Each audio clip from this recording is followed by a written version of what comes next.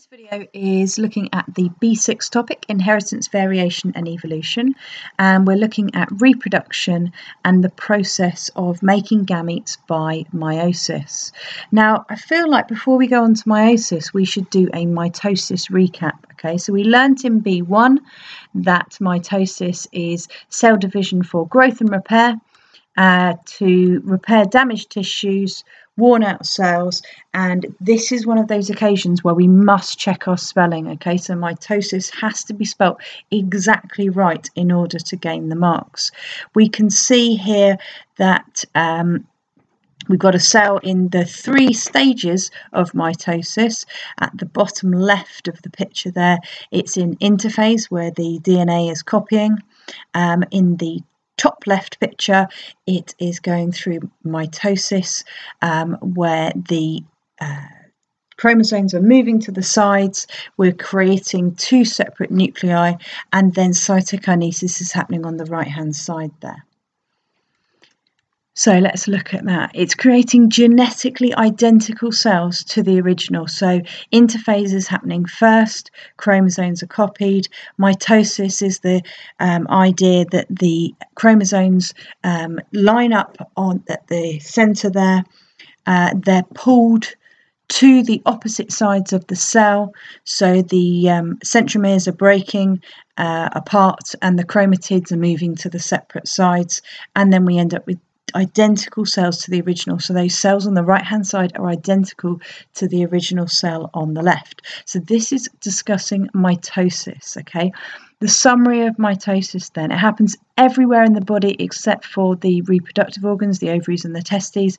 There's only one division of the cell. It's creating all cells apart from the gametes.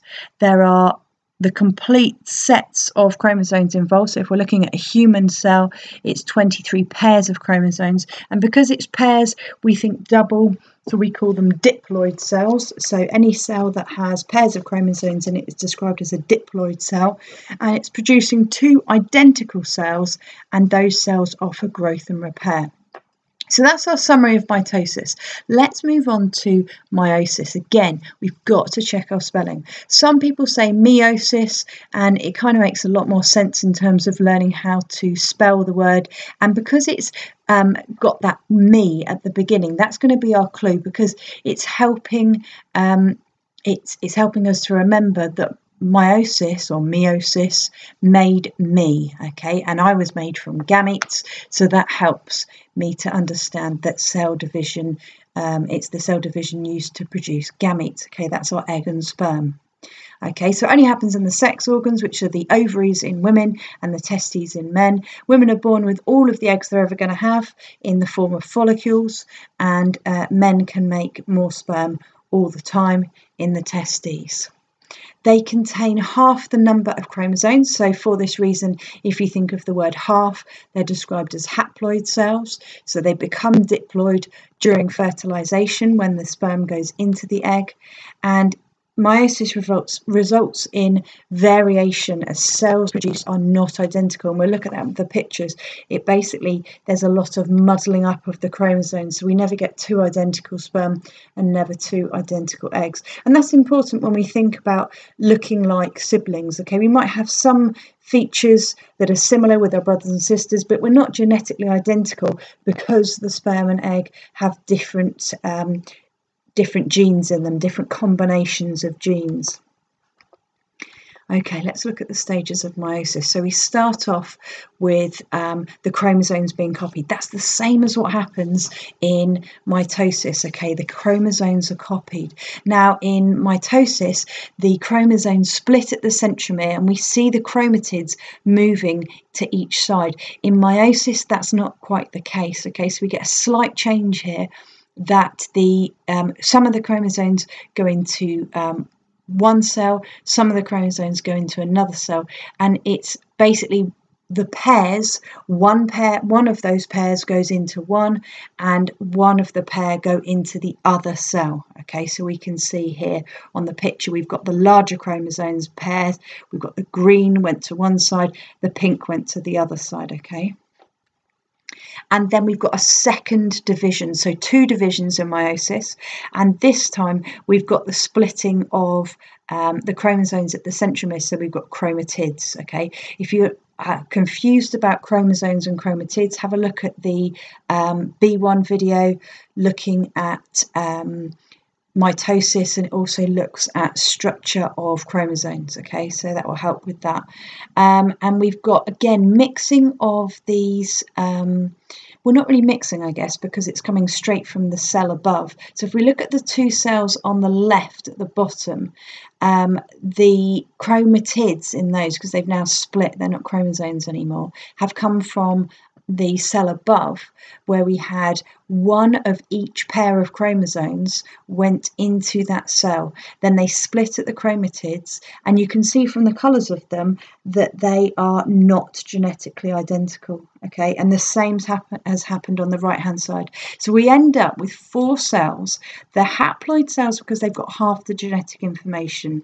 They're not identical because the chromosomes have muddled up in the stage before, and they're all non-identical, and so that's going to give variety. It's going to mean that when we look at Punnett squares and we look at the options for genetic traits, that's going to make more sense.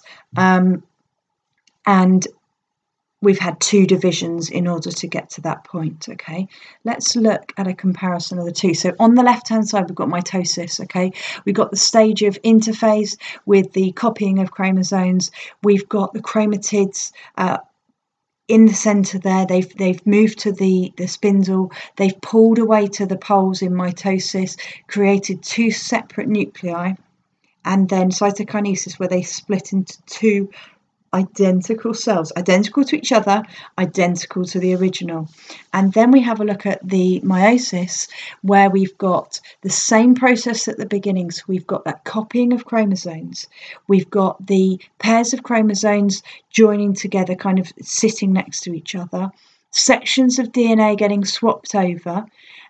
They are not splitting at the centromere like they did in mitosis, but they're actually staying. So one set of chromosomes is going into one cell, another set of chromosomes is going to the other cell, and then we're splitting at the centromere. Okay, so then we've got the chromatids going into their separate cells, and we get our 4 non-identical cells.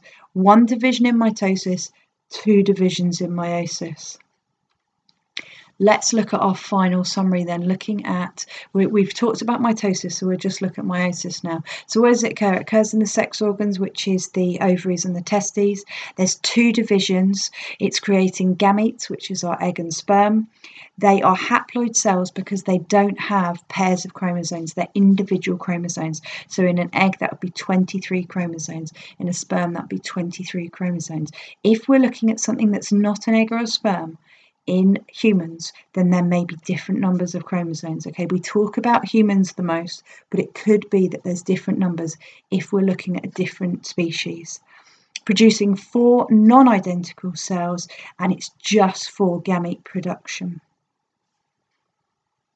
After fertilisation, so after that egg and sperm have fused together, it's all about mitosis, okay, because we're looking at growth and repair. So once meiosis has formed those gametes have fused together, then it's all about mitosis for growth and repair, building that one fertilised egg into an embryo, as you can see in these pictures.